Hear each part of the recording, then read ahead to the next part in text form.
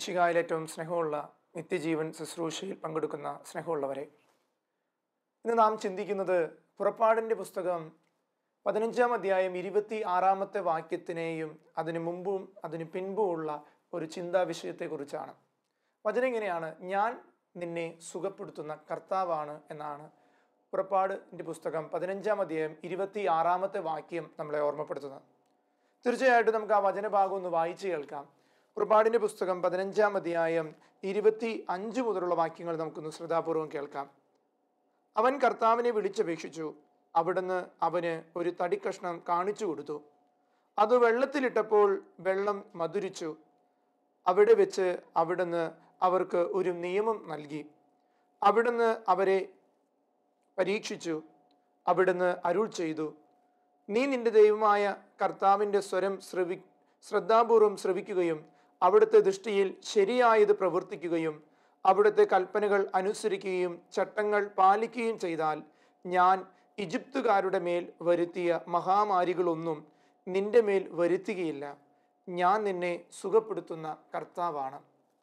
യേശുവിൽ ഏറ്റവും സ്നേഹമുള്ളവരെ, പുറപ്പാടിൻ്റെ പുസ്തകത്തിലെ ഏറ്റവും മനോഹരമായ ഒരു വചനഭാഗമാണ് നമ്മളിപ്പോൾ വായിച്ചു കേട്ടത്. ഇസ്രായേൽ ജനത്തിന്റെ ജീവചരിത്രത്തിലും ജീവിതത്തിലും അവരെഴുതി വെച്ച് അനുഭവിച്ചറിഞ്ഞ ഒരു സത്യത്തെക്കുറിച്ച്, സുഖപ്പെടുത്തുന്ന ഒരു ദൈവത്തെ കണ്ടുമുട്ടുന്ന ഒരു അനുഭവം അവർക്ക് ലഭിക്കുകയാണ്. യഥാർത്ഥത്തിൽ നമുക്കറിയാം, ഇസ്രായേൽ ജനം 40 വർഷത്തെ നീണ്ട യാത്രകളിലേക്ക് അവർ കടന്നു പോവുകയാണ്. ഒത്തിരി വേദനകള്, സങ്കടങ്ങള്, ഒത്തിരി പരാധീനതകള്, ഒത്തിരി തകർച്ചകള്, ഒത്തിരി രോഗങ്ങള് എല്ലാം അവരുടെ ജീവിതത്തിൽ കടന്നു വന്നു. എന്നാൽ അവർ യഥാർത്ഥമായിട്ടും ദൈവത്തെ ആരാധിക്കുമ്പോഴും ദൈവത്തെ കണ്ടുമുട്ടുമ്പോഴും അവർക്ക് ലഭിച്ചത് അവരുടെ ജീവിതത്തിൽ ഒരു പ്രത്യാശ എന്ന ഒരു കൃപയാണ്. നമുക്കറിയാം, വാഗ്ദാന ഭൂമിയിലേക്ക് ഇസ്രായേൽ ജനത്തിന്റെ യാത്ര ഒരു വലിയ കൃപയായിട്ട് അവർക്ക് മാറുന്നത് ഇപ്രകാരമാണ്: അവർ ദൈവത്തെ ചില ഇടങ്ങളിൽ വെച്ച് കണ്ടുമുട്ടുന്ന അവസരങ്ങളിൽ. അതുകൊണ്ട് നമുക്ക് ചിന്തിക്കാം, ഈ 40 വർഷം ഈ മരുഭൂമിയിലേക്കുള്ള ഇവരുടെ യാത്ര ഒത്തിരി ജീവിത അനുഭവങ്ങൾ പഠിപ്പിക്കുന്ന യാത്രയാണ്. നമ്മുടെയൊക്കെ ജീവിതത്തിൽ നമ്മൾ എത്ര വർഷം ഈ ലോകത്ത് ജീവിക്കുന്നു എന്നുള്ളത് ഏറ്റവും പ്രധാനപ്പെട്ടതാണ്. അതല്ല, നമ്മുടെ ജീവിത അനുഭവങ്ങളെ ഒത്തിരി ആഴപ്പെടുത്തുന്നതാണ്. ഇപ്പോൾ 5 വയസ്സ് വരെ ജീവിക്കുന്ന ഒരു കുഞ്ഞിന് ഒരു ജീവിത അനുഭവമുണ്ട്. ആ കുഞ്ഞ് തന്നെ ഒരു 10 വയസ്സിലേക്ക് കടക്കുമ്പോൾ ആ കുഞ്ഞിൻ്റെ ജീവിത അനുഭവങ്ങൾ വ്യത്യാസമാണ്. ഇതുപോലെ ഓരോ യുവത്വത്തിൻ്റെ കാലഘട്ടത്തിൽ, കുടുംബജീവിതത്തിൻ്റെ കാലഘട്ടങ്ങളിൽ, ഓരോ കാലഘട്ടങ്ങളിലും ഒത്തിരി അനുഭവ വഴിയിലൂടെ കടന്നു പോകുന്നുണ്ട്. അതുകൊണ്ട് തന്നെ ഇന്നത്തെ വചനം പറയുന്നുണ്ട്, അവരുടെ ജീവിതത്തിലെ ഈ അനുഭവങ്ങളെ നമുക്കൊന്ന് മനസ്സിലാക്കാം. യഥാർത്ഥത്തിൽ നമ്മുടെ ജീവിതത്തിലെ മനുഷ്യജീവിതം ഒത്തിരി വയസ്സുകളുടെ അടിസ്ഥാനത്തിൽ പറയാം. ഇത്രയും വയസ്സ് അവർ ജീവിച്ചു, ഇത്രയും ജീവിതത്തിൽ കുട്ടിക്കാലം അല്ലെങ്കിൽ യൗവനം, പ്രായാധിക്യം. അങ്ങനെയെങ്കിൽ സ്നേഹമുള്ളവർ, നമുക്ക് തിരിച്ചറിയാം, ഈ വാഗ്ദാന ഭൂമി എന്നത് ഒരു സ്വർഗമാണ്. അതുപോലെ നമ്മുടെ ജീവിതത്തിൻ്റെ അനുഭവങ്ങൾ എന്ന് പറയുന്നത് നമ്മൾ നടന്നു നീങ്ങുന്ന വർഷങ്ങളാണ്. അതുകൊണ്ട് ഇസ്രായേൽ ജനത്തിന്റെ മരുഭൂമി യാത്ര ഇത് രണ്ടിൻ്റെയും ഇടയിലുള്ളത്. അവരുടെ ജീവിത അനുഭവങ്ങളിലൂടെ വാഗ്ദാനമാകുന്ന സ്വർഗത്തിലേക്കുള്ള അവരുടെ യാത്ര. നമുക്ക് ഇന്ന് ചിന്തിക്കാം, നമ്മുടെ ജീവിതത്തിൽ എത്ര വർഷം നമ്മൾ ജീവിച്ചു? നമ്മൾക്ക് ഇനിയുള്ള ജീവിതം ഈ വാഗ്ദാനമാകുന്ന സ്വർഗത്തിലേക്കുള്ള യാത്രയാണ്. അവിടേക്കുള്ള ഈ യാത്രയിൽ തിരിച്ചറിയേണ്ട ഈ കാലഘട്ടത്തിന്റെ വ്യത്യസ്തതകൾ മനസ്സിലാക്കി നമ്മൾ തിരിച്ചറിയേണ്ടതുണ്ട്. അതുകൊണ്ട് ഈ യാത്രയുടെ കഷ്ടതകൾ അവർ തിരിച്ചറിയുന്നത് അവർക്ക് ഓരോ സന്ദർഭങ്ങൾ ഉണ്ടാകുമ്പോഴാണ്. ഇന്നത്തെ സുവിശേഷം വ്യക്തമായിട്ട് നമ്മളെ പഠിപ്പിക്കുന്നുണ്ട്. ഇന്നത്തെ ഈ സുവിശേഷത്തിന്റെ പുറപ്പാട് പുസ്തകത്തിന്റെ 15-ാം അധ്യായം 22 മുതൽ 27 വരെയുള്ള വാക്യങ്ങളെ ഒന്ന് നമുക്കൊന്ന് ചിന്തിക്കാമെന്ന് ധ്യാനിക്കാമെന്ന് കരുതുകയാണ്. ഒന്നാമതായിട്ട് ഇതിലെ ഒത്തിരി നാടകീയമായ ചില സന്ദർഭങ്ങൾ ഈ സ്ഥലത്തുണ്ടാകുന്നുണ്ട്. മോശ ഇസ്രായേൽ ജനത്തെ പോകുന്ന വഴികളിലെല്ലാം അവർക്ക് ഒത്തിരി തിക്ത അനുഭവമാണ്. യഥാർത്ഥത്തിൽ അവർ അടിമത്തത്തിൽ നിന്ന് തിരിച്ചു വന്നിട്ടും അവർക്ക് സഹനങ്ങളാണ്. അവർ പോകുന്ന വഴികളിൽ ഒത്തിരി വേദനിപ്പിക്കുന്ന അനുഭവങ്ങളൊക്കെ അവർക്കുണ്ടാണ്. അപ്പോൾ തീർച്ചയായിട്ടും ഇവരുടെ ഈ യാത്ര എന്നത് സഹനത്തിലൂടെ ദൈവത്തിലേക്ക് എത്താനുള്ളൊരു വിളിയായിട്ട് ദൈവം പഠിപ്പിക്കുകയാണ്. യഥാർത്ഥത്തിൽ നമ്മുടെയൊക്കെ ജീവിതത്തിന് ഒരു പ്രത്യേകതയുണ്ട്. സുഖിക്കാനല്ല ദൈവം നമ്മളെ ആരോ ഈ ഭൂമിയിലേക്ക് അയച്ചത്. സുഖം എന്നത് സഹനത്തിൽ നിന്ന് ദൈവത്തിലേക്ക് അടുക്കുന്നതാണ്. പഠിക്കുന്നൊരു വിദ്യാർത്ഥിക്ക് സുഖമല്ല, നന്നായി പഠിക്കുന്നൊരു കുട്ടിയെ സംബന്ധിച്ചിടത്തോളം അതൊരു സുഖമല്ല. എന്നാൽ ആ സുഖമാക്കി മാറ്റുന്നത് ആ സഹനത്തിലൂടെ എടുക്കുന്ന ത്യാഗമാണ് ഒരു സന്തോഷമായിട്ട് ആ വ്യക്തിയുടെ ജീവിതത്തിൽ മാറുന്നത്. അതുകൊണ്ട് സ്നേഹമുള്ളവരെ, ഈജിപ്തിൽ നിന്നുള്ള അത്ഭുതകരമായ ഒരു രക്ഷപ്പെടൽ അവർക്കുണ്ടായിരുന്നു. എന്നാൽ നാടകീയമായി അവർ ചെങ്കടലുകൾക്ക് മുന്നിൽ രക്ഷിക്കപ്പെടുന്നുണ്ട്. അവിടെ ഒരു സഹനം കടന്നു വരുന്നുണ്ട്. നമുക്കറിയാം ഇസ്രായേൽ ജനം ഈജിപ്തിൽ നിന്ന് രക്ഷപ്പെടുമ്പോൾ അവരുടെ ഉള്ളിലുള്ള ഒത്തിരി വേദനകളുണ്ട്, സങ്കടങ്ങളുണ്ട്, ദുരിതം. കാരണം അടിമത്തത്തിൽ നിന്ന് ഞങ്ങൾ എങ്ങനെ രക്ഷപ്പെടും? ഒരു വിക്കനായ ഒരു മനുഷ്യൻ വന്നിട്ട് ഞങ്ങൾ എങ്ങനെ ഇസ്രായേൽ ജനത്തിന്, അവിടെ ദൈവം ആ മനുഷ്യനോട് പ്രവർത്തിക്കുക. അവിടെയാണ് അവരുടെ ആദ്യ അനുഭവം. ഒത്തിരി സഹനങ്ങളും വേദനകളും, അടിമയായി ജീവിക്കുന്ന അടിമത്തത്തിൽ നിന്ന് രക്ഷയുടെ രാജ്യത്തിലേക്കുള്ള യാത്ര ആരംഭിച്ചു. ചെങ്കടലിന്റെ മുന്നിലെത്തിയതേ സൈന്യം വന്ന് അവരെ കീഴടക്കാൻ പോകുന്നു. എല്ലാം അടഞ്ഞുപോയി. ഈ കാലഘട്ടങ്ങളിലേക്ക് നമ്മുടെ മുന്നിൽ എല്ലാ വാതിലുകളും അടയ്ക്കപ്പെടുകയാണ്. അവിടെയാണ് ദൈവം അവർ പ്രതീക്ഷിക്കാത്ത കടലിനെ രണ്ടാക്കി ഭാഗിച്ച് അതിലൂടെ കടന്നു കൊണ്ടുപോകുന്നത്. അതുകൊണ്ട് സ്നേഹമുള്ളവരെ, നമ്മൾ തിരിച്ചറിയുക അങ്ങനെയുള്ള ഒരു വാഗ്ദാന ഭൂമിയിലേക്കുള്ള അവരുടെ യാത്ര. അതുകൊണ്ട് നമുക്കൊന്ന് ചിന്തിക്കാം, എങ്ങനെയാണ് നമ്മുടെയൊക്കെ ജീവിതത്തിൽ ഈ വാഗ്ദാന നാട്ടിലേക്ക് നമ്മൾ കടന്നു പോകുന്നത്? ചുട്ടുപൊള്ളുന്ന മരുഭൂമി അനുഭവങ്ങളിലൂടെയാണ് ചെങ്കടൽ കഴിഞ്ഞ് അവർ കടന്നു ചെല്ലുന്നത്. അവരെ നല്ല മെത്തയിട്ട അല്ലെങ്കിൽ നല്ല കാർപ്പറ്റ് ഇട്ട വഴിയിലൂടെ, അല്ലെങ്കിൽ നമ്മളൊക്കെ പള്ളിയിൽ നിൽക്കുമ്പോൾ നല്ല ടൈൽസ് ഇട്ട വഴിയിലൂടെ ഒന്നല്ല അവരെ കൊണ്ടുപോയി. അവരെ ഈ സ്വർഗം കാണിക്കാൻ ദൈവം കൊണ്ടുപോയത് മരുഭൂമി യാത്രയിലൂടെയാണ്. കാല് കുത്തിയാൽ പൊള്ളും. ഈ വിദേശ രാജ്യങ്ങളിൽ, പ്രത്യേകിച്ച് ദുബായ് രാജ്യങ്ങളിലേക്ക് ജീവിക്കുന്ന വ്യക്തികൾക്കറിയാം, മരുഭൂമിയിലൂടെയുള്ള യാത്രയിൽ മണല് പൊള്ളിയിരിക്കുമ്പോൾ കാലൊന്ന് കുത്തിയാൽ അറിയാം. നമുക്കറിയാം, നോമ്പ് കാലഘട്ടങ്ങളിൽ ഒത്തിരി പേര് ചെരുപ്പുകളെല്ലാം ഉപേക്ഷിച്ച് നടക്കുമ്പോൾ നല്ല ടാറിട്ട വഴിയിൽ ഇങ്ങനെ ചൂടുകൊണ്ട് പഴുത്തിരിക്കുന്ന ടാറിട്ട റോഡിലൊന്ന് കാല് കുത്തിയാൽ അതിൻ്റെ അനുഭവം ആ വ്യക്തികൾക്ക് കൃത്യമായിട്ട് അറിയാം. അങ്ങനെയുള്ള ഒരു ജീവിത യാതനയിലൂടെയാണ് ദൈവത്തെ കാണാനായിട്ട് അവർ കടന്നു ചെല്ലുന്നത്. അവിടെ ഒത്തിരി പരാധീനതകളും അവർ പറയുന്നുണ്ട്. എന്നാൽ പ്രതീക്ഷകൾ പറ്റാതെ മോശ അവരെ ദൈവസന്നിധിയിലേക്ക് കൊണ്ടുപോവുകയാണ്. അതുകൊണ്ട് നമുക്കറിയാം, ഈ വഴികാട്ടികളായിട്ട് ഒന്നും അവരുടെ കയ്യിലില്ല. ഇതാണ് വാഗ്ദാന ഭൂമിയിലേക്കുള്ള വഴി എന്ന് പറഞ്ഞ് നമ്മുടെ ഇന്നത്തെ കാലത്തൊക്കെയാണ് നമുക്കറിയാം, നമ്മളെല്ലാം ഇന്ന് യാത്ര തിരിക്കുന്നത് എപ്രകാരമാണ്. നമ്മളെല്ലാം ഒരു കാറിൽ കയറിയിരിക്കുമ്പോഴേക്കും നമ്മൾ മാപ്പ് ഇട്ടിട്ട് നോക്കും. അന്ന് ഇസ്രായേൽ ജനത്തെ സംബന്ധിച്ചിടത്തോളം അങ്ങനെ ഒരു മാപ്പോ ഒന്നുമില്ല. ഒരു വാഗ്ദാന നാടുണ്ട്, അവിടേക്കൊരു യാത്ര. അതാണോ വഴി എന്നും അറിയില്ല. പോകുന്ന വഴി അവിടേക്ക് ആയിരിക്കാം എന്നൊരു വിശ്വാസം. സ്നേഹമുള്ളവർ, നമ്മുടെയൊക്കെ ജീവിതത്തിന്റെ ചില പ്രതിസന്ധികളിലൂടെ കടന്നു പോകുമ്പോഴും ദൈവത്തിന്റെ കരം പിടിച്ച് നമ്മൾ നടന്നു പോകുമ്പോഴും നമ്മൾ പ്രത്യാശ ഇങ്ങനെയാണ് വേണ്ടത്. എന്തായാലും തീർച്ചയായിട്ടും ദൈവം എൻ്റെ വഴി കാണിച്ചു തരും. എൻ്റെ വഴിയിൽ എനിക്ക് തെറ്റുപറ്റാതെ എന്നെ യഥാസ്ഥാനത്തേക്ക് അവൻ എത്തിക്കുമെന്നുള്ള ആഗ്രഹം. സ്നേഹമുള്ളവരെ, ഇവിടെ ഈ വചനത്തിന്റെ ആഴത്തിലേക്ക് നമ്മൾ കടക്കണമെങ്കിൽ മോശ ഇസ്രായേൽ ജനത്തെയും കൊണ്ടുപോവുകയാണ്. നമുക്ക് ആ വചനത്തിന്റെ ഭാഗങ്ങളൊന്ന് വായിക്കാം. മാറിയിലെ ജലം എന്നാണ് അതിന്റെ തലക്കെട്ട് തന്നെ. ഇസ്രായേൽ ജനത്തെ കൊണ്ടുപോയിട്ട് ഈ സ്ഥലങ്ങളെല്ലാം കടന്നു പോകും. ഇവർക്ക് കുടിക്കാൻ വെള്ളമില്ല. ഈ മരുഭൂമിയിൽ എവിടെ വെള്ളം കിട്ടാൻ? അങ്ങനെ കുറെ കഴിഞ്ഞപ്പോഴാണ് ഒരു മാറി എന്ന ഒരു ദേശത്ത് എത്തുകയാണ്. അവിടെ എത്തുമ്പോൾ ഒരു അരുവി കാണാണ്. ഒരു കുളം പോലെ, ഒരു അരുവി പോലെ ഇങ്ങനെ ഒഴുകുന്ന ഒരു ജലത്തെ കാണാം. ഇത് കണ്ടപ്പോൾ മോശ എന്ത് ചെയ്തു? ഈ വെള്ളം എടുത്ത് കുടിക്കാൻ ഇസ്രായേൽ ജനം, ഇവരത് കുടിച്ചപ്പോഴാണ് അത് കയ്ക്കുന്ന വെള്ളം. അതുകൊണ്ട് തന്നെയാണ് ആ ദേശത്തിന് ഇപ്രകാരം മാറി എന്ന സ്ഥലത്തിന്റെ പേര് കയ്ക്കുന്ന ജലം എന്നാണ്. അതുകൊണ്ട് ആ വചനം വായിക്കാം. 23-ാമത്തെ വാക്യമാണ്, 15-ാം അധ്യായം 23. അവർ മാറ എന്ന ദേശത്ത് വന്നു ചേർന്നു. അവിടുത്തെ വെള്ളം അവർക്ക് കുടിക്കാൻ കഴിഞ്ഞില്ല, അത് കയ്പുള്ളതായിരുന്നു. അക്കാരണത്താൽ ആ സ്ഥലത്തെ മാറ എന്ന് പേര് നൽകി. അതുകൊണ്ടാണ് ആ ദേശത്തിന് ആ പേര് നൽകി, കയ്ക്കുന്ന ഒരു ജലം. സ്നേഹമുള്ളവർ, നമ്മുടെയൊക്കെ ജീവിതത്തിൽ കയ്പേറിയ ഒത്തിരി അനുഭവങ്ങളും വേദനകളും ഉണ്ട്. എങ്ങനെ ഈ കയ്പേറിയ അനുഭവങ്ങളെ, വേദനകളൊക്കെയും ഈ കാലഘട്ടങ്ങളിൽ നമ്മൾ കൊണ്ടുപോകും? പലപ്പോഴും നമ്മുടെ ജീവിതത്തിന്റെ ചുറ്റുപാടുകളിലാണ് പലപ്പോഴും ഈ കയ്പേറിയ അനുഭവങ്ങളുണ്ടാകും. വ്യക്തികളിലൂടെ, വസ്തുക്കളിലൂടെ, ചിലപ്പോൾ കുടുംബ സാഹചര്യങ്ങളിലൂടെ, അല്ലെങ്കിൽ നമ്മുടെ വ്യക്തിപരമായ പാപ അവസ്ഥകളിലൂടെയൊക്കെയും നമുക്കെല്ലാം ഈ കയ്പേറിയ അനുഭവമുണ്ട്. അങ്ങനെ ഇരിക്കുമ്പോഴാണ് ഇവർക്കൊന്നും ചെയ്യാനില്ല. ജനത്തിനാണ് ദാഹിച്ചു വലഞ്ഞിരിക്കുക. അപ്പോൾ ഈ മോശ ദൈവത്തിന് ആശ്രയിച്ചപ്പോൾ ദൈവം മോശയോട് പറയുന്നുണ്ട്, ആ കിടക്കുന്ന ഈ ഉണക്ക കമ്പ് നീ അതിൽ കൊണ്ടിടുക. സ്നേഹമുള്ളവരെ, നമുക്ക് ആ വചനം ഒന്ന് വായിക്കാം. ജനം മോശയ്ക്കെതിരെ പിറുപിറുത്തു. ഒരു ജനത്തെ കൊണ്ടുപോയി ദേശത്തേക്ക് എത്തിക്കാൻ പോകുന്ന മോശയ്ക്കെതിരെ ജനം പിറുപിറുക്കുക. എന്നിട്ട് ഞങ്ങൾ എന്തു കുടിക്കും? അവൻ കർത്താവിനെ വിളിച്ചപേക്ഷിച്ചു. മോശ 2 കരം ഉയർത്തി കർത്താവിനെ വിളിച്ചപേക്ഷിച്ചു. അവിടെ അവന് ഒരു തടിക്കഷ്ണം കാണിച്ചു കൊടുത്തു. അത് വെള്ളത്തിലിട്ടപ്പോൾ വെള്ളം മധുരിച്ചു. സ്നേഹമുള്ളവർ, എന്താണ് ഈ തടിക്കഷ്ണം? പഴയ നിയമത്തിൽ ഇങ്ങനൊരു തടിക്കഷ്ണം ഉണ്ടെങ്കിൽ പുതിയ നിയമത്തിലും ഇതേ ഒരു തടിക്കഷ്ണമുണ്ട്. സഹനത്തിലും കയ്പേറിയ ജീവിത അനുഭവത്തിലും ഒരു തടിക്കഷ്ണത്തിൽ തൂക്കപ്പെട്ട ഒരുത്തനുണ്ട്. അവന്റെ പേരാണ് യേശു ക്രിസ്തു എന്നുള്ളത്. നമുക്കറിയാം, കുരിശിന് വലിയൊരു ശക്തിയുണ്ട്. സ്നേഹമുള്ളവരെ, ഈ ലോകത്തിലുള്ള തിന്മകളെ തകർക്കാൻ, നിന്റെ ജീവിതത്തിലെ കയ്പേറിയ അനുഭവങ്ങളിലേക്ക് കുരിശ് കൊണ്ടുവയ്ക്കുമ്പോൾ അത് മധുരമുള്ള അനുഭവമാകുന്ന ഈ പഴയ നിയമത്തിലെ വചനം പഠിപ്പിക്കുകയാണ്. യഥാർത്ഥത്തിൽ മോശ ആ തടിക്കഷ്ണം വെള്ളത്തിൽ കൊണ്ടിട്ടിട്ട് ആ വെള്ളം കുടിച്ച ജനത്തിന് അതൊരു കൃപയായി മാറി. അതുകൊണ്ടാണ് തടിക്കഷ്ണത്തിൽ കിടന്നവൻ തന്നെ ഒരു വെള്ളത്തിൽ തൊട്ടപ്പോൾ അത് വീഞ്ഞായി മാറിയത്, അത് കാനായിലെ ഒരു വിരുന്നായി മാറിയത്.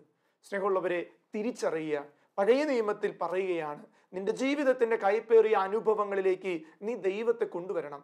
അവൻ നിനക്ക് വേണ്ടി സഹനമേറ്റെടുത്ത, നിനക്ക് വേണ്ടി മുറിവേറ്റ കുരിശിലേക്ക് നോക്കി നീ പ്രാർത്ഥിക്കണം.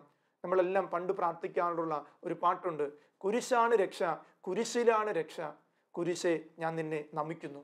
കാരണം പാപത്തിന്റെ അടയാളമായ കുരിശിനെ കൃപയുടെ അടയാളമാക്കി യേശു മാറ്റുകയാണ്.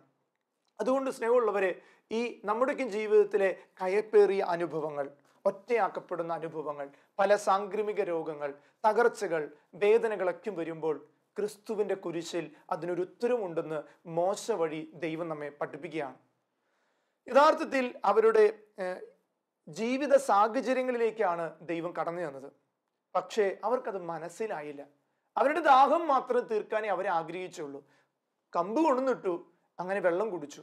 യഥാർത്ഥത്തിൽ അവർ ദൈവത്തിൽ ആശ്രയിക്കേണ്ടി വന്നു. സ്നേഹമുള്ളവരെ, കയപ്പേറിയ അനുഭവങ്ങളിൽ നമ്മൾ ചുറ്റുപാടുകളും വിധി എഴുതി സംസാരിച്ച് ജീവിച്ചിട്ട് കാര്യമില്ല. യഥാർത്ഥത്തിൽ നമ്മൾ ദൈവത്തിൽ ആശ്രയിക്കുന്നവരാകണം. മോശ ദൈവത്തിൽ ആശ്രയിച്ചതുകൊണ്ടാണ് അത്രയും നേരം കിടന്ന ആ കമ്പ് അതിൽ കൊണ്ടിടാൻ ദൈവം അവനൊരു മുന്നറിയിപ്പ് കൊടുത്തത്. നമ്മുടെയൊക്കെ ജീവിതത്തിൽ നമുക്ക് കയപ്പേറിയ സങ്കടമേറിയ ജീവിത അനുഭവങ്ങൾ ഉണ്ടാകുമ്പോൾ ദൈവത്തിൽ ആശ്രയിക്കുമ്പോൾ നമുക്ക് നമ്മുടെ ചുറ്റുപാടുകളിലുള്ള ചില മരക്കൊമ്പുകൾ ജലത്തിലിട്ടാൽ കൃപ ലഭിക്കുന്ന അവസ്ഥകൾ ഉണ്ടാകും. ഇന്നും ജനത്തിന് പ്രതിസന്ധികളും കൈപ്പേറിയ അനുഭവം. ദൈവത്തിൽ മാത്രം ആശ്രയിക്കാൻ ആർക്കും സമയമില്ല. സ്വന്തം കഴിവിൽ ആശ്രയിച്ചിട്ടും എത്തിച്ചേരാൻ പറ്റാത്ത ചില സാഹചര്യങ്ങളിൽ ദൈവം ഇടപെടുന്നതായിട്ട് നമുക്ക് കാണാൻ സാധിക്കും. അതുകൊണ്ട് സ്നേഹമുള്ളവരെ, നമ്മുടെ ജീവിതത്തിൽ നമുക്ക് വേണ്ടത് ചൂണ്ടിക്കാണിക്കുന്ന ഒരു ദൈവത്തിന്റെ അനുഭവമാണ്. മോശയ്ക്ക് ചൂണ്ടിക്കാണിച്ചു കൊടുത്തതേ ആ കിടക്കുന്ന മരക്കമ്പ് നിന്റെ ഈ കയപ്പേറിയ ജലത്തിന് മധുരം നൽകുന്ന. ചൂണ്ടിക്കാണിക്കലുകൾ പലപ്പോഴും നമുക്ക് നഷ്ടപ്പെടുകയാണ്.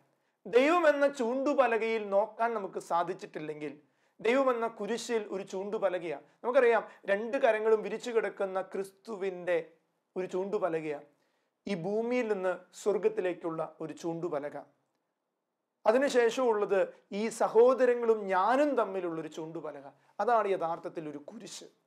ഈ കുരിശിലേക്ക് നോക്കുന്ന യഥാർത്ഥ വ്യക്തി ഈ ചൂണ്ടുപലക നോക്കുന്ന വ്യക്തിയാണ്. ഞാൻ ഭൂമിയിൽ നിന്ന് സ്വർഗത്തിലേക്ക് പോകുവാൻ ഒത്തിരി ദൂരമുണ്ട്. അത്രയും ദൂരം യഥാർത്ഥത്തിൽ ഞാനും എൻ്റെ സഹോദരനും തമ്മിലില്ല. ഞാൻ ഭൂമിയിൽ നിന്ന് സ്വർഗത്തിലേക്ക് പോകാൻ ആ പലകയുടെ നീളം നോക്കിയാൽ കൂടുതലാണ്. അത്രയും നീളമില്ല അതിൻ്റെ മറുപുറം ഞാനും എൻ്റെ സഹോദരനും തമ്മിൽ. ഈ ഞാനും എൻ്റെ സഹോദരനും തമ്മിലുള്ള നീളം കൃത്യമാകാൻ നോക്കിയാൽ അതിൽ നിന്ന് കുറച്ച് മാത്രം നീ അധ്വാനിച്ചാൽ മതി നിനക്ക് ഭൂമിയിൽ നിന്ന് സ്വർഗത്തിലേക്ക് പോകാനുള്ള നീളം കൂട്ടുവാൻ. അതുകൊണ്ട് സ്നേഹമുള്ളവരെ, നമ്മുടെ പ്രശ്നങ്ങൾക്കുള്ള പരിഹാരം ദൈവത്തിൽ ഉറച്ചു നിന്ന് ദൈവത്തിൽ ആശ്രയിച്ച് ദൈവത്തിലേക്ക് നടന്നു നീങ്ങുക എന്നുള്ളതാണ്. അതുകൊണ്ട് ഇന്നത്തെ വചനത്തിന്റെ ആഴം മനസ്സിലാക്കി തരണമെങ്കിൽ അത് നമുക്ക് കൃത്യമാക്കി മനസ്സിലാക്കി തരുന്നത് പുറപ്പാടിന്റെ പുസ്തകം 15-ാം അധ്യായത്തിൽ 26-ാമത്തെ വാക്യം മുതലാണ്. അവിടുന്ന് അവരെ പരീക്ഷിച്ചു, അവിടുന്ന് അരുൾ ചെയ്തു, നീ നിന്റെ ദൈവമായ കർത്താവിന്റെ സ്വരം ശ്രദ്ധാപൂർവം ശ്രവിക്കുകയും അവിടുത്തെ ദൃഷ്ടിയിൽ ശരിയായത് പ്രവർത്തിക്കുകയും ചെയ്യുക. ഒന്നാമത്തെ കാര്യം ദൈവം പറയുന്നത്, നീ നിന്റെ ദൈവമായ കർത്താവിന്റെ സ്വരം ശ്രദ്ധാപൂർവം ശ്രവിക്കണം. ദൈവത്തിന്റെ സ്വരം ശ്രവിക്കുന്നവരായിട്ട് മാറണം. അതിൽ തന്നെ പറയുകയാണ്, അവിടുത്തെ ദൃഷ്ടിയിൽ ശരിയായത് പ്രവർത്തിക്കുകയും ചെയ്യുക. ദൈവത്തിന്റെ സ്വരം കേൾക്കുകയും ആ ശരിയായ പ്രവൃത്തി നിന്റെ ഭാഗത്തുണ്ടാകുകയും ചെയ്യുമ്പോൾ ദൈവകൃപ കിട്ടും. അതുകൊണ്ട് നമുക്കൊന്ന് ഈ വചനത്തിന്റെ ആഴം മനസ്സിലാക്കണം. ഒന്നാമത് മോശയിലേക്ക് കടക്കാം. മോശ ദൈവത്തിന്റെ സ്വരം കേട്ടവനാണ്. മോശയെ എന്ന് വിളിച്ചപ്പോൾ മോശ മുൾപടർപ്പിച്ചെന്നു. മോശ ഓരോ സമയത്തും ഈ ദൈവകൃപയിലേക്ക് നയിക്കപ്പെടുന്നുണ്ട്. എന്നാൽ സ്നേഹമുള്ളവരെ, മോശ ഒരിക്കൽ ദൈവത്തിന്റെ സ്വരം കേട്ടു. മോശേ, നീ ഈ പാറയോട് ആജ്ഞാപിക്കാൻ പറയുക എന്നുള്ളത്. മോശ കേട്ടത് കൃത്യമാണ്, ആജ്ഞാപിക്കുക എന്നുള്ളത്. എന്നാൽ മോശ ദൈവത്തിന്റെ കൺമുമ്പിൽ പ്രവർത്തിച്ചത് വടിയെടുത്ത് പാറയിൽ അടിച്ചു എന്നുള്ളതാണ്. ദൈവത്തിന്റെ സ്വരം കേട്ട മോശ ഇങ്ങനെയാണ് കേട്ടത്, നീ പാറയോട് ആജ്ഞാപിക്കുക. എന്നാൽ കേട്ട സ്വരമല്ല മോശ പ്രവർത്തിച്ചത്, അവന്റെ ഇഷ്ടത്തിൽ അവൻ അടിക്കുകയാണ് ചെയ്തത്. അതുകൊണ്ട് ഈ വചനം പറയുകയാണ്, നിന്റെ ദൈവമായ കർത്താവിന്റെ സ്വരം ശ്രദ്ധാപൂർവം നീ ശ്രവിക്കണം. നീ ശ്രവിച്ചിട്ടുണ്ടെങ്കിൽ അത് തന്നെ പ്രവർത്തിക്കണം, അല്ലാതെ അവിടുത്തെ ദൃഷ്ടിയിൽ ശരിയായി നീ പ്രവർത്തിക്കണം. ദൈവം എന്താണോ പറഞ്ഞത് അത് അതുപോലെ പ്രവർത്തിക്കുക എന്നുള്ളതാണ് ശരിയായ പ്രവർത്തനം. സ്നേഹമുള്ളവരെ, മോശ ദൈവം പറഞ്ഞത് കേട്ടു, എന്നാൽ പ്രവർത്തിച്ചത് മറ്റൊന്നാ. നമ്മുടെയൊക്കെ ജീവിതത്തിൽ കടന്നു വരാം, നമ്മൾ ദൈവത്തിന്റെ സ്വരം കേൾക്കാത്തവരല്ല. ദൈവത്തിന്റെ സ്വരം പല വിധത്തിൽ വചനം വായിച്ചും വചന ശുശ്രൂഷകൾ കേട്ടിട്ടുമുള്ളവരാ. എന്നാൽ സ്വരത്തിനനുസരിച്ചുള്ള പ്രവൃത്തിയാണ് നമ്മൾ ചെയ്യുന്നത്. രണ്ടാമത്തെ ഒരു വ്യക്തി ഇപ്രകാരമാണ്, ആദ്യ മാതാപിതാക്കൾ. ആദവും അവയുടെ ജീവിതത്തിൽ ദൈവം പറഞ്ഞു, നിങ്ങൾ ഈ പ്രദേശത്തുള്ള എല്ലാ വൃക്ഷങ്ങളിലും ഫലങ്ങൾ തിന്നു, എന്നാൽ ഇത് തിന്നരുത്. സ്നേഹമുള്ളവരെ, കേട്ടത് ശരിയാ, എന്നാൽ അവർ ദൈവത്തിന്റെ മുന്നിൽ പ്രവർത്തിച്ചത് അതിൽ നിന്ന് പറിച്ചു തിന്നു എന്നുള്ളതാണ്. നമുക്ക് തിരിച്ചറിയാം, നമ്മളെല്ലാം കേൾക്കുന്നവരാണ്, എന്നാൽ പ്രവർത്തിക്കുന്നവരാണ്. അതുപോലെ തന്നെയാണ് യോന പ്രവാചകൻ. യോനോയോട് പറഞ്ഞു, നീ നിനിവേ നഗരത്തിലേക്ക് ചെല്ലുക. യോന ദൈവത്തോട് പറഞ്ഞില്ല, അവൻ വേറെ വഴിക്ക് പോയി. എന്നാൽ ചില സമയങ്ങളിൽ ദൈവത്തിന്റെ സ്വരം കേട്ടിട്ടും അത് പ്രവർത്തിച്ചില്ലെങ്കിൽ ദൈവം എന്ത് ചെയ്യുന്നറിയോ? തിരിച്ച് അവിടേക്ക് എത്തിക്കും. ചില സഹനങ്ങളിലൂടെ തിരിച്ചെത്തിക്കും. അത് കേട്ട ശബ്ദം പ്രവർത്തിക്കാൻ വേണ്ടിയിട്ടാണ്. നമ്മുടെയൊക്കെ ജീവിതത്തിൽ നോക്കിക്കോ, നമുക്ക് ദൈവശബ്ദം കേൾക്കാത്തവരെന്നല്ല, നമ്മൾ അത് കേൾക്കാത്ത രീതിയിൽ പ്രവർത്തിക്കുമ്പോൾ ചിലപ്പോൾ ചില രോഗങ്ങൾ, ചില അപകടങ്ങൾ, ചില തകർച്ചകൾ, ചില കഷ്ടതകൾ, ചില കടബാധ്യതകൾ വരുമ്പോഴുണ്ടോ, നമ്മൾ എവിടെ നിൽക്കണമെന്ന് പറഞ്ഞ സ്ഥലത്തേക്ക് നമ്മൾ ദൈവം തിരിച്ചെത്തിക്കും. അത് ഈ ലോകത്തിലെ ഒത്തിരി പേർക്കുള്ള അനുഭവം. യോനായെ തിരിച്ചെത്തിച്ചു, നിനിവയിലേക്ക് ഒരു തിമ്മിങ്കലത്തിന്റെ വായിൽ നിന്ന് തിരിച്ചെത്തിച്ച ദൈവം. അവൻ പ്രവർത്തിക്കേണ്ട സ്ഥലത്ത് അവൻ പ്രവർത്തിക്കണം. സ്നേഹമുള്ളവരെ, ചില അടയാളങ്ങൾ, ചില പ്രവൃത്തികൾ ഈ ലോകത്ത് സംഭവിക്കുമ്പോൾ, ഒത്തിരി മരണങ്ങൾ, രോഗങ്ങളൊക്കെ ഈ ലോകത്ത് സംഭവിക്കുമ്പോൾ ചില തിരിച്ചറിവുകളാണ്. തിരിച്ചു വരാൻ നമ്മളായിരിക്കും. ദൈവം പറഞ്ഞതുപോലെ ഈ പ്രകൃതിയെ സ്നേഹിക്കുക, മനുഷ്യനെ സ്നേഹിക്കുക എന്നുള്ളത് നമ്മൾ മറന്നു പോവുകയാണ്. അടുത്തതായിട്ടുള്ളത് പരിശുദ്ധ അമ്മയാണ്. എന്താണോ കേട്ടത് അത് അതുപോലെ പ്രവർത്തിച്ചു. അതുകൊണ്ട് തന്നെ തലമുറകൾക്ക് ആ അമ്മ ഒരു ഭാഗ്യവതിയായി തീർന്നു. സ്നേഹമുള്ളവരെ, ശ്രവിച്ചത് ജീവിതത്തിൽ പ്രാവർത്തികമാക്കുന്നതാണ് യഥാർത്ഥത്തിൽ നമ്മുടെ ജീവിതത്തിലേക്കും ദൈവ അനുഗ്രഹങ്ങൾ, ദൈവ സൗഖ്യങ്ങൾ നമുക്ക് വരുന്നത്. അടുത്തത് സാവൂളാണ്. സാവൂളിനെ ദൈവം വിളിച്ചു. ദൈവം ഒരു കാര്യം പറഞ്ഞു, അവനത് ശ്രവിച്ചു. എന്തുണ്ടായി? അവൻ തിരിച്ചു നടന്നു. ആ തിരിച്ചു നടക്കൽ അവനൊരു വലിയ സാവൂളിനെ പൗലോസാക്കി ഒരു പ്രവാചകനാക്കി മാറ്റി. അടുത്ത് ജെറമിയയാണ്. ജെറമിയായുടെ ജീവിതത്തിൽ നമുക്ക് തിരിച്ചറിയാം, ജെറമിയ കേവലം ഒരു ബാലനായിരുന്നു. അവനെ ദൈവം വിളിച്ചിട്ട് പറഞ്ഞു, നീ അനേകരുടെ മുന്നിൽ പോയിട്ട് ദൈവത്തെ പ്രഘോഷിക്കണം. അപ്പൊ അവൻ പറഞ്ഞു, ഞാൻ ചെറിയ ബാലനല്ലേ. അവൻ കേട്ടത് ശരിയാണ്, ഞാനൊരു ബാലനല്ലേ, ചെറുപ്പമല്ലേ. അവന്റെ അവസ്ഥ ദൈവത്തോട് പറഞ്ഞു. ദൈവം അത് ശ്രവിച്ച് അവന് ശക്തി നൽകി. ആ കേവലം ബാലൻ ഈ ലോകത്ത് ദൈവകൃപ നൽകി. സ്നേഹമുള്ളവരെ, അതുകൊണ്ട് വചനത്തിൽ ഒന്നാമത് ദൈവം നമ്മളോട് പറയുകയാണ് ഇന്നത്തെ വചനത്തിൽ, നീ നിന്റെ ദൈവമായ കർത്താവിൻ്റെ സ്വരം ശ്രവിക്കുകയും ശ്രദ്ധാപൂർവം അവിടുത്തെ ദൃഷ്ടിയിൽ ശരിയായത് പ്രവർത്തിക്കുക. കേൾക്കുക, അത് ശരിയായി പ്രവർത്തിക്കുക. നിങ്ങൾക്കറിയോ സ്നേഹമുള്ളവരെ, നമ്മളെല്ലാം അച്ഛൻ നിങ്ങളുടെ മുന്നിൽ വചനം പങ്കുവയ്ക്കുന്നത് ഒരു മാധ്യമത്തിന്റെ മുന്നിൽ നിന്നുകൊണ്ടാണ്. നിങ്ങൾ എന്നെ കാണുന്നത് ഒരു മാധ്യമത്തിന് മുന്നിലാണ്. ഇതുപോലെ തന്നെ ദൈവം നിന്നെ നോക്കിക്കൊണ്ടിരിക്കുകയാണ്. നിങ്ങളെല്ലാം എന്നെ നോക്കിക്കൊണ്ടിരിക്കുന്ന പോലെ ദൈവം നിങ്ങളെ. അതുകൊണ്ട് ദൈവത്തിന്റെ ദൃഷ്ടിയിൽ നമുക്കൊന്നും മറച്ചു ചെയ്യാൻ പറ്റില്ല. ദൈവം പറഞ്ഞ കാര്യം ഞങ്ങൾ ചെയ്തിട്ടുണ്ട് എന്ന് നമുക്കൊരു കള്ളം പറയാൻ ദൈവസന്നിധി പറ്റില്ല. അതുകൊണ്ട് തിരിച്ചറിയുക, കേട്ടതുപോലെ പ്രവർത്തിക്കുക. വായിച്ച് അനുഭവിക്കുന്നത് പോലെ, അധികാരികൾ പറയുന്നത് പോലെ നമ്മൾ അനുസരിക്കുമ്പോൾ ദൈവകൃപ നമ്മിലേക്ക് വരും. അതുകൊണ്ട് രണ്ടാമതായിട്ട് ദൈവവചനത്തിൽ പറയുന്നത് ഇപ്രകാരമാണ്. രണ്ടാമതായിട്ട് ഈ വചനം നമ്മെ ഓർമ്മപ്പെടുത്തുന്നത് ഇങ്ങനെയാണ്. വചനം പറയുന്നത്, അവിടുത്തെ കൽപ്പനകൾ അനുസരിക്കുകയും ചട്ടങ്ങൾ പാലിക്കുകയും ചെയ്താൽ ഞാൻ ഈജിപ്തുകാരുടെ മേൽ വരുത്തിയ മഹാമാരികളൊന്നും നിന്റെ മേൽ വരുത്തുകയില്ല. രണ്ട് കാര്യങ്ങൾ. ഒന്ന്, കൽപ്പനകൾ അനുസരിക്കുകയും ചട്ടങ്ങൾ പാലിക്കുകയും ചെയ്യുക. എന്താണ് കൽപ്പനകൾ? ദൈവം തന്ന നിയമങ്ങളെ ദൈവം ആഗ്രഹിക്കുന്ന രീതിയിൽ പ്രാവർത്തികമാക്കുക. നമ്മൾ ആഗ്രഹിക്കുന്ന രീതിയിലല്ല, ദൈവം ആഗ്രഹിക്കുന്ന രീതിയിൽ പാലിക്കുക. ദൈവ കൽപ്പനകൾ, സഭയുടെ കൽപ്പനകൾ, തിരുസഭയുടെ കൽപ്പനകൾ എല്ലാം നമ്മൾ പാലിക്കും. അതുപോലെ രാജ്യത്തിന്റെ കൽപ്പനകൾ, രാജ്യത്തിന്റെ നിയമങ്ങൾ, അത് അതിൻ്റെ കൃത്യതയോടെ പാലിക്കപ്പെടുമ്പോഴാണ് യഥാർത്ഥത്തിൽ ഈശോ പറയുന്ന കൽപ്പനകൾ നിങ്ങൾ അനുസരിക്കുന്നവരായി തീരുമ്പോൾ ദൈവകൃപയാണ് നിങ്ങൾക്ക് വരിക. രണ്ടാമതായിട്ട് ചട്ടങ്ങളാണ്. ചട്ടങ്ങൾ എന്ന് പറഞ്ഞാൽ അത് ട്രഡീഷൻസ്, സഭയിലൂടെ നമുക്ക് നൽകപ്പെട്ട കൗദാശികമായ കൃപകൾ. സഭയുടെ ചാക്രിയ ലേഖനങ്ങളിലൂടെ അല്ലെങ്കിൽ സഭയുടെ മതബോധന ഗ്രന്ഥത്തിലൂടെ നമ്മെ സഭാപിതാക്കന്മാർ അല്ലെങ്കിൽ വിശുദ്ധരുടെ വാക്കുകളിലൂടെ നമ്മെ പഠിപ്പിച്ച ജീവിത കൃപകൾ നമ്മൾ സ്വന്തമാക്കണം. അതുകൊണ്ട് കൂദാശകളെ അവഹേളനയോടെയല്ല, സ്നേഹത്തോടെ അനുഭവിക്കുകയും അത് സ്വന്തമാക്കുകയും ചെയ്യുമ്പോഴാണ് ദൈവം നമ്മെ പഠിപ്പിച്ച പ്രവാചകന്മാരിലൂടെ അഭിമന്യ പിതാക്കന്മാരിലേക്കും പഠിപ്പിച്ച ചട്ടങ്ങൾ പാലിക്കപ്പെടുന്നത്. അതുകൊണ്ട് നമ്മുടെ ജീവിതത്തിൽ അതിനൊരു കൃപ വേണം. യോഹന്നാന്റെ സുവിശേഷം 14:15 പറയുന്നത്, നിങ്ങൾ എന്നെ സ്നേഹിക്കുന്നുവെങ്കിൽ എൻ്റെ കൽപ്പനകൾ പാലിക്കും. ദൈവത്തെ സ്നേഹിക്കുന്നവര് കൽപ്പനകൾ പാലിക്കും. കൽപ്പനകൾ വളച്ചൊടിക്കാനോ കൽപ്പനകൾക്കെതിരെ സംസാരിക്കാനോ വരില്ല. അവരത് പാലിക്കുന്നവരായിട്ട് മാറും. പുറപ്പാടിന്റെ പുസ്തകം 20:6, എന്നെ സ്നേഹിക്കുകയും എൻ്റെ കൽപ്പന പാലിക്കുകയും ചെയ്യുന്നവരോട് 1000 തലമുറകൾ വരെ ഞാൻ കരുണ കാണിക്കും. സ്നേഹമുള്ളവരെ, കൽപ്പന പാലിച്ചാൽ ഇപ്പൊ ഞാൻ അനുഭവിക്കുന്ന ഇപ്പോഴത്തെ എൻ്റെ ദൈവം എനിക്ക് തന്നിരിക്കുന്ന കൃപകൾ എൻ്റെ തലമുറയിലുള്ള എൻ്റെ പൂർവികർ കാണിച്ച കൽപ്പനകളോട് കാണിച്ച സ്നേഹവും പരിലാളനയുമാണ് 1000 തലമുറകൾ വരെ കൃപയായിട്ട് മാറുന്നത്. സ്നേഹമുള്ളവരെ, ഞാനും നിങ്ങളും കൽപ്പന പാലിച്ചാൽ നമ്മുടെ 1000 തലമുറയ്ക്കാണ് ദൈവം കൃപ നൽകുമെന്ന് നമുക്ക് ഉറപ്പ് നൽകുന്നത്.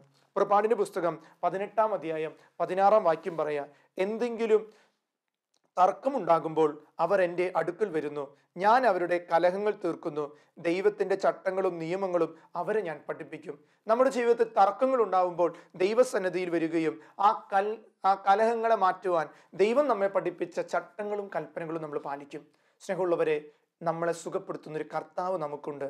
അതുകൊണ്ട് നമ്മുടെ കൈപ്പേറിയ വേദനകളിലേക്ക് ക്രിസ്തുവാകുന്ന മരത്തണ്ട്, കുരിശിലെ സഹനങ്ങളെ ചേർത്ത് വയ്ക്കുക. അത് കൃപയാകും. ദൈവം നിങ്ങളെല്ലാവരെയും സമൃദ്ധമായി ഇന്ന ദിവസം അനുഗ്രഹിക്കട്ടെ. ആമേൻ.